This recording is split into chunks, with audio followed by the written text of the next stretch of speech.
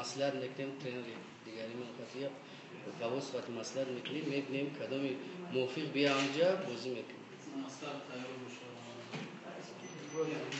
تو خود معلوم نیست طول معلوم نیست خدا خواهد قدم خط دفاعی ما تماما کلان یارون کس نیست کلان 5 نفر 6 نفر رفتایی 3 نفرش خط دفاع داره این تماما دیگرانش هیچ کار نیست و حملگر ندارن و زشی حمایتگر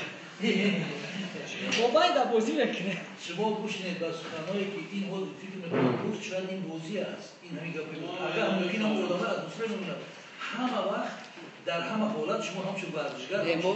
گپای چی گفتن گپای باید اما چی نمیکنیم ما گفتیم که ما اگر همین بازی است کلوبیگیش بگیریم شکسته باشه مول نریختی خدا خواهد سرس بگیری باشه تا آخر بازی میکنیم